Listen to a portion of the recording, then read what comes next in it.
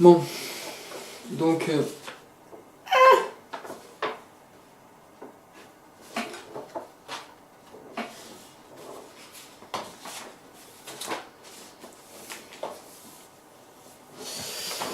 Bon, donc je reviens sur ce truc-là de...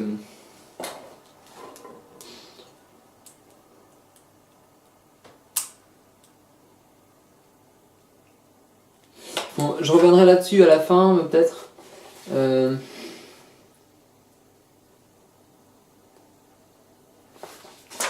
Parce que, bon, je vais arrêter de parler du sujet et tout, parce que c'est un peu chiant à force. Mais plutôt d'essayer de voir comment moi j'essaie de concevoir ce truc-là. Donc j'essaie de concevoir ici une méthodologie particulière. C'est une question de méthode. Voilà. Dans Tikkun, il y a l'idée que la fin, c'est un moyen comme un autre. Enfin, le but, on va dire, le but. C'est pas tellement la fin, c'est le but. Le but, comme un autre. Dans le sens où, le fait de fixer un but, pour dire, bah moi je vais aller là-bas, et puis je vais trouver le chemin le plus rationnel pour y aller, par exemple, c'est déjà un certain type de moyen. Et qu'il y a des moyens sans fin, il y a des moyens sans but. Et que c'est pas très... il n'y a aucune légitimité ou rationalité à trouver une justification rationnelle, directement rationnelle à ce qu'on fait. Dans le sens où on fait des choses, on ne sait pas trop pourquoi on les fait, mais on sait qu'il faut qu'on les fasse. Voilà. Non, c'est pas tout à fait ça, mais dans le sens où en fait, on a l'impression qu'il y a des choses qui sont rationnelles et d'autres non. On a l'impression qu'il y a des choses qu'on fait dans un but déterminé et d'autres non. Sauf qu'en fait, les choses qu'on fait dans un but prédéterminé, le but en lui-même, il ne se justifie pas. Les actions qu'on fait sont orientées vers un but, mais le but lui-même, on ne sait pas ce qu'on fait. Voilà. Alors par exemple, je sais pas, moi je vais dire, je vais travailler, pourquoi faire? Pour gagner de l'argent, d'accord? Pourquoi je vais gagner de l'argent? Bah pour survivre, d'accord? Et pourquoi je vais survivre? Bah pour pas mourir, et pourquoi je vais pas mourir? Bah je sais pas, parce que j'ai peur de mourir, ou alors je vais faire quelque chose, bah pourquoi? Il faut travailler pour faire marcher l'économie. Pourquoi faire marcher l'économie? Pour faire augmenter la croissance et le PIB. Et pourquoi faire ça? Bah, on sait pas. Et en fait, toute rationalité est construite sur des postulats qui peuvent être mis en question très très très, très vite. Donc en fait, il n'y a aucun système, je connais pas, hein, qui se fonde sur un absolu, en fait, qui se fonde sur des axiomes qui seraient, on va dire, transcendantaux. Il n'y a pas de transcendantaux là-dessus. Même les mathématiques ou les sciences dures sont basées sur des postulats qu'on peut supposer comme évidents ou légitimes, mais qui n'ont aucune preuve, en fait. Qui n'ont aucune preuve. Donc, en fait, si on suit ce truc-là, il n'y a pas vraiment de légitimité à fixer un but aux choses. Donc et peut-être même que c'est un problème, parce que du coup, on considère que les choses qui ont un but, il y a des choses qui auraient un but qui serait légitime et d'autres non. Il y aurait une légitimité à construire un savoir qui est... Non, c'est pas tellement ça, mais... Il y aurait une légitimité à faire une activité qui produit de la valeur économique, et moins de légitimité à en faire une qui n'en produit pas. Sauf que produire de la valeur économique, ça n'a pas forcément de... ça n'a pas de... Enfin, on peut dire que ça n'a pas de sens. Ça a un sens d'un point de vue économique, mais c'est un sens qui est purement économique.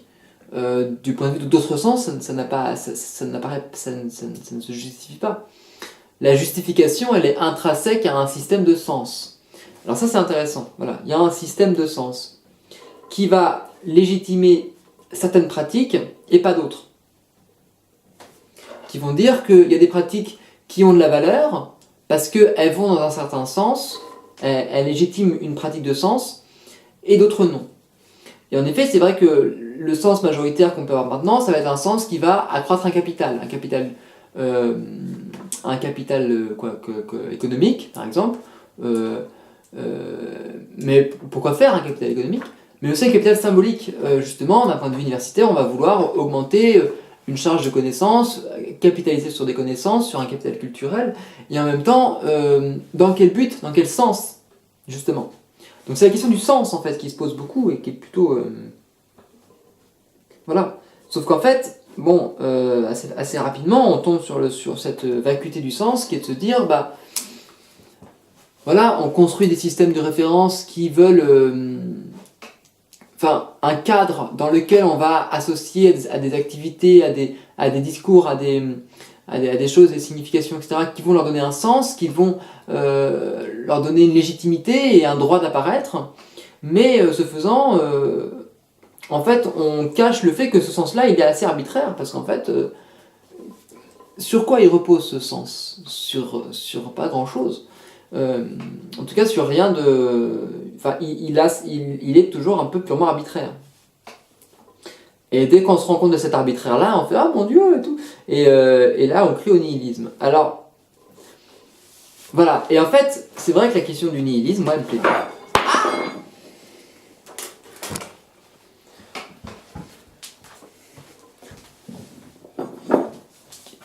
Je crois que je parle très fort aussi. Parce que là, il est tard et pour les voisins, c'est pas cool. Ça va faire bizarre, ils doivent se dire que... Comme qu'il parle tout seul comme ça... Alors...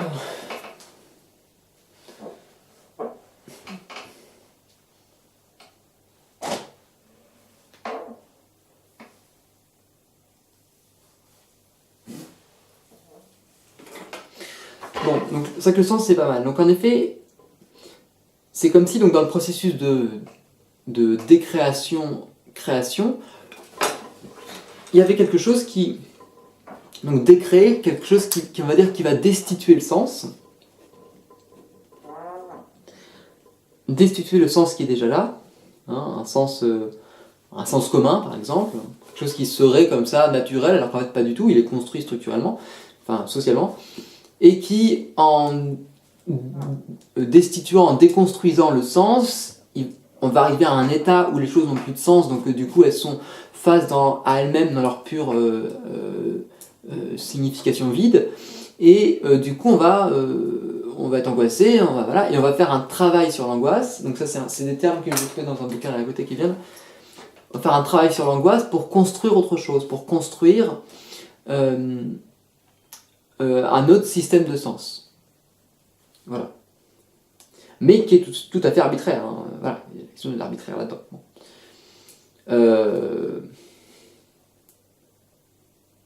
Parce qu'en fait, on n'arriverait pas à être dans un monde sans sens. Un monde sans sens, en fait, on serait trop angoissant. On serait face... En fait, on n'aurait plus envie de rien faire parce que ça n'aurait pas de sens. Bon, je suis pas d'accord avec ça. Hein. Je sais pas. Je sais pas. Parce que tout de suite, quand on parle de nihilisme, en fait, parce que c'est ça, c'est la question du nihilisme, en fait. Hein, dans le nihilisme, un nihilisme négatif, c'est un truc où les choses n'auraient pas de sens, et parce qu'elles n'ont pas de sens, du coup, on peut se permettre n'importe quoi. Or, non, pas forcément. Enfin, oui, en théorie, oui, mais bon... enfin... Disons qu'on confond un peu le nihilisme avec le terrorisme, par exemple, ce qui est pas pareil, déjà, et enfin... Parce que historiquement, ça a été lié quand même, je crois que c'était les nihilistes russes, mais...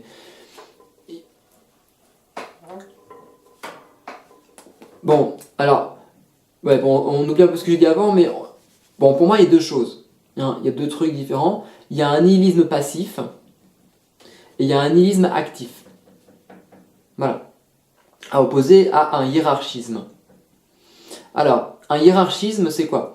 Un hiérarchisme, c'est des moments où on considère justement qu'il y a un certain système de sens qui prévaut et que c'est le seul qui vaut. Voilà. Donc dans le hiérarchisme, il y a un monopole du sens. C'est-à-dire que les choses n'ont qu'un seul sens. C'est clair? C'est ce système de sens qui va donner une hiérarchisation entre des pratiques qui se valent et d'autres non, entre des choses qui sont bien et d'autres non, et c'est ce qui va définir un système de normes. Voilà. en donnant sur le monde une certaine vision des choses. Bon, voilà. C'est ça qui va dire qu'il y a un arc est mieux qu'un autre, que la Joconde c'est mieux qu'un tableau d'Ikea, ou inversement. Voilà. Bon, je dis ça parce que c'était des petites... des petites... C'est un peu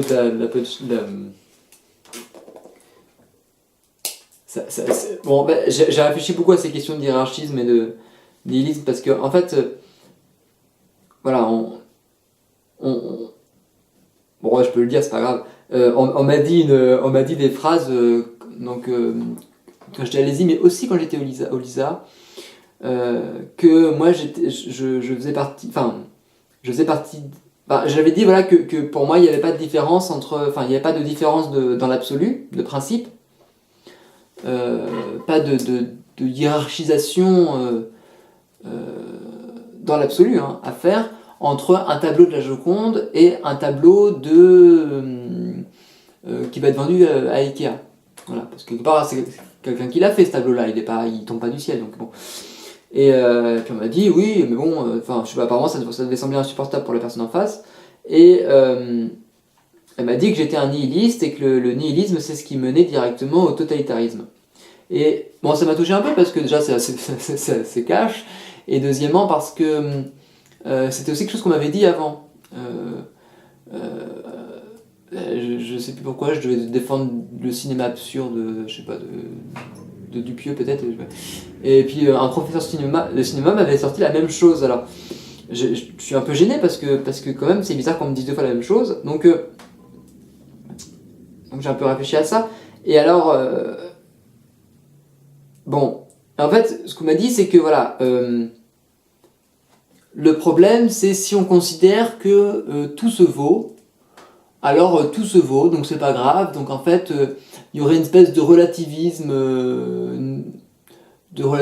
cool, enfin pas cool, mais de relativisme absolu. Donc du coup, on ne peut plus opérer aucune critique, puisqu'on ne peut plus se placer depuis une vérité extérieure qui serait... Enfin, il n'y a plus aucun point de vérité, donc quelque part, fascisme égale démocratie, c'est pareil. Et tout se vaut, donc tout s'échange, tout s'achète. On peut échanger un tableau de la Joconde contre un tableau de Ikea. On peut échanger le monde moderne contre le monde traditionnel. On peut faire tout ce qu'on veut, en fait, c'est pas grave. Donc quelque part, tout est permis. Voilà. Il y a un côté, voilà, dans une espèce de nihilisme où si tous les sens se valent, tous les systèmes de sens se valent, tous les systèmes il n'y a pas quelque chose qui est mieux qu'un autre ou n'importe quoi, il n'y a pas d'échelle universelle qui va classifier ce qui est bien et ce qui est pas bien, alors du coup on peut tout faire.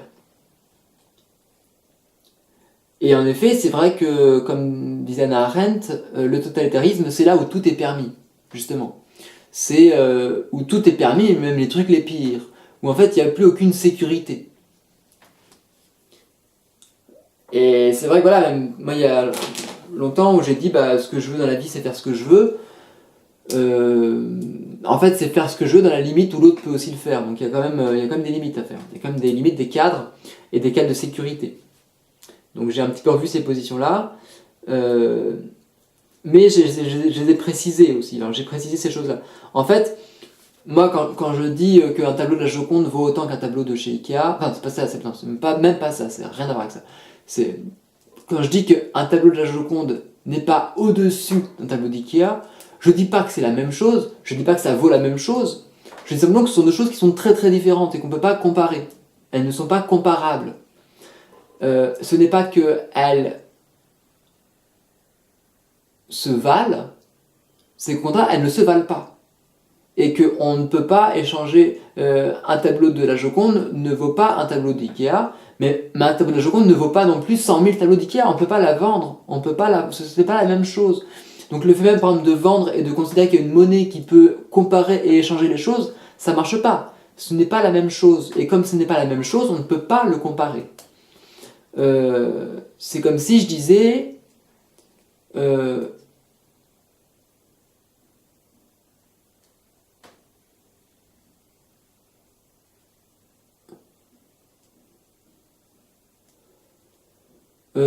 manger une omelette c'est mieux que lire un bouquin. Bah, moi je me dis, bah, non, c'est complètement con. Déjà, ça dépend du bouquin, mais bon, mettons, on va dire c'est un bouquin, je sais pas moi, ça va être Le Seigneur des Anneaux, par exemple. Bah, si vous... ça dépend des gens. Il y a des gens qui vont préférer manger une omelette, et il y a des gens qui vont préférer lire le bouquin. Donc en fait, là, ça dépend pas de l'objet, ça dépend de la personne qui le fait. Ça dépend de son désir, en fait. Donc il n'y a pas, dans l'absolu, quelque chose... Il n'y a pas... L'omelette n'est pas mieux que le bouquin ou inversement. Voilà. Et ça ne veut pas dire que ça se vaut. Ça ne veut pas dire qu'on peut échanger une omelette, l'expérience de manger une omelette à l'expérience de lire un bouquin. Ce n'est pas la même chose. Ce sont des choses qui ne se comparent pas. Donc ça ne veut pas dire qu'il y en a un qui est mieux que l'autre, parce que faire ça, ça serait opérer un jugement de valeur. Et ça serait dire en gros aux gens ce qu'ils doivent faire parce qu'il y a un truc qui est mieux que l'autre. Donc moi je trouve que c'est quelque chose, je trouve que c'est une posture impérialiste et colonialiste pour le coup, hein, on peut y aller dans les termes violents quoi. Mais voilà, et donc c'est ce que j'appelle le hiérarchisme, on fait une hiérarchie entre les choses et les objets et les activités, on définit ce qui est juste et ce qui est pas bien. Et voilà, donc c'est une position morale. Bon, pourquoi pas la morale, hein, la morale elle a un rôle à tenir, mais et peut-être qu'il faut une morale, on est d'accord, mais c'est quand même une position morale. Et bon, dans le principe, un peu dans l'absolu, d'un point de vue ontologique, moi je refuse que ce truc-là existe. Et s'il y a un hiérarchisme qui est assumé, il faut assumer aussi qu'il soit construit. Et moi je pense que ontologiquement, justement, c'est pas mieux, il n'y a pas quelque chose de mieux qu'autre chose. Voilà. Et donc, il y a un certain nihilisme, donc ce que j'appelle du coup le nihilisme passif. C'est un nihilisme où tout est au même niveau, tout est sur la même échelle, tout est sur le même plan, clairement, et les choses peuvent s'échanger. Oula. En fait, elles sont même pas sur le même plan d'ailleurs. C'est comme si le hiérarchisme considérait qu'il y avait. Ça, c'est le hiérarchisme, vous voyez. Donc, il y a une ligne comme ça. Pas bien, je sais pas si on voit bien. Voilà. Donc là, il y aurait la Joconde ici. Hein. Là c'est la Joconde ici. Et puis là, il y a le tableau d'Ikea. Alors qu'on suppose en dessous, mais bon, quelque part, parce que bon, voilà. Mais bon, on pourrait se dire aussi, peut-être au-dessus, limite, il y a peut-être des gens qui considèrent que Ikea c'est mieux que la Joconde. Donc là, tu as un tableau de chez Ikea. Hein. Voilà, bon. Donc, du point de vue du hiérarchiste, il se dit ah, mais c'est terrible parce que si on considère que la Joconde et Ikea sont au même niveau, ça veut dire que la Joconde, elle va descendre et elle va venir ici. Elle sera au même niveau que Ikea. Elle sera là aussi. Bon. Ou alors Ikea sera monté au même niveau que la Joconde, mais ça revient au même, parce que ce qui compte, c'est l'écart qu'il y a en fait. Hein. C'est cet écart-là qui définit justement la hiérarchie. Voilà. Bon. Donc en gros, tout est au même niveau, tout est au même point ici. Donc ça veut dire que du coup, il n'y a plus aucune tension qui peut émerger. Bon. Mais, faire ça c'est un peu neuneux, parce que c'est considéré que tout est au même endroit en fait, alors qu'en fait non. En fait, il n'y a pas une échelle verticale comme ça, mais il y a une échelle à plusieurs dimensions en fait. Alors, on pourrait se dire par exemple qu'elle est comme ça, voilà, bon, et que là il y a un point de ce plan là, hein. Ça c'est un plan comme ça là. Voilà. Et en fait sur ce plan là, donc en effet il y a Ikea et la Joconde, mais c'est parce qu'en fait il y a peut-être que la Joconde c'est ici, et peut-être que Ikea c'est ici. Voilà. Et qu'en fait, ce qu'on voyait comme un axe vertical ici, en fait, c'est juste un aspect. Donc en effet, il y a peut-être que selon cet axe-là, Ikea c'est ici et la Joconde c'est ici. D'accord. Mais selon cet axe-là, du coup par exemple, là, selon cet axe-là, celui-là, et ben la Joconde en fait elle est ici. Et Ikea il est là. Voilà. Et puis si on prend d'autres axes encore, par exemple l'axe Z, là, qui serait ici, eh ben, il y aurait d'autres coordonnées. En fait, un point, il est lié à plein de coordonnées, et il y a plein de systèmes de valeurs différents. Et donc, il y a une pluripolarité, en fait. Il y a un ensemble vaste de systèmes de sens. Voilà. Et ça, c'est considéré donc un nihilisme actif. Voilà. Donc on peut le faire, hein, on peut dire, voilà, en fait, le hiérarchisme, c'est celui qui considère qu'il n'y a qu'un système de valeurs. Et un système de valeurs, ça veut dire quoi? Ça veut dire qu'il y a une monoflèche, hein. Il y a une seule ligne, et c'est sur cette ligne-là que se situent tous les éléments et qui vont être hiérarchisés entre eux selon une position. Donc en fait, on positionne selon une seule ligne. Hein, voilà. Bon. Et le hiérarchiste, il dit du coup, le hiérarchiste considère que bah, du coup, si on ne peut pas hiérarchiser les choses selon cette ligne-là, alors la seule solution, c'est qu'on les hiérarchise pas du tout. Enfin, même pas ça, c'est pas qu'on les hiérarchise, mais c'est que si on ne peut pas les hiérarchiser selon une seule ligne, alors on les met tous sur un seul point. Tout est au même point. Et comme il n'y a qu'un seul point, il y a une indétermination entre les choses. C'est-à-dire que toutes les choses seraient pareilles, seraient strictement les mêmes. Voilà. Or ça, c'est justement ce que j'appelle le nihilisme passif. Alors passif, peut-être pas le bon terme, parce que passif, ça serait un peu négatif. En fait, c'est pas négatif ce truc-là. On pourrait dire un nihilisme négatif, peut-être. Nihilisme négatif, comme une négation. Ou en tout cas, ou alors un nihilisme ponctuel, un nihilisme du point, en fait. Un nihilisme du degré zéro. Parce que finalement, le degré zéro, c'est le point. Donc le nihilisme du degré zéro, voilà. Là, il y a le hiérarchisme, c'est du degré 1. Donc c'est une ligne, en fait, hein, de dimension... Voilà, ouais, ça, le nihilisme de dimension 0, hein. Donc c'est ça. Le hiérarchisme, c'est de dimension 1. Il n'y a qu'une seule dimension. Donc il est unidimensionnel, en fait. Alors peut-être que c'est ce que dit d'ailleurs Marcuse, je sais pas. Et il y aurait donc le nihilisme, donc que moi j'appelle nihilisme actif, qui là serait à n dimensions, hein, avec n étant supérieur à 1. Et là, donc, on serait dans un nihilisme pluridimensionnel. Mais c'est un nihilisme sympa, un nihilisme positif. C'est un nihilisme qui considère l'ensemble des possibilités, on va dire, et des axes possibles, qui considère que les choses sont toujours différentes, qu'en fait elles sont placées dans plein d'espaces et que il n'y a pas un système de valeurs qui vaut mieux qu'un autre, il y a juste un jeu de composition, il y a juste potentiellement une diversité, une entropie qui peut apparaître. Et que peut-être qu'il y a...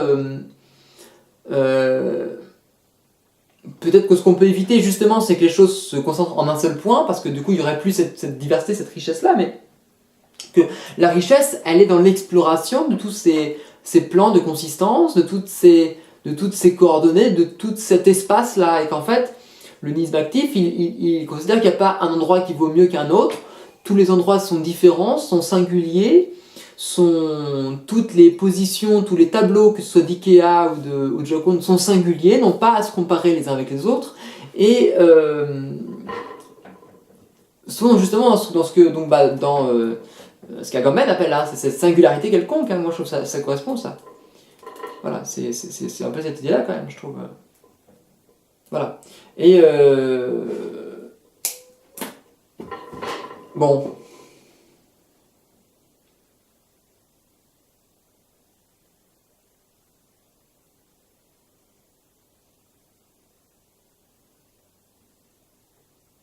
En tout cas,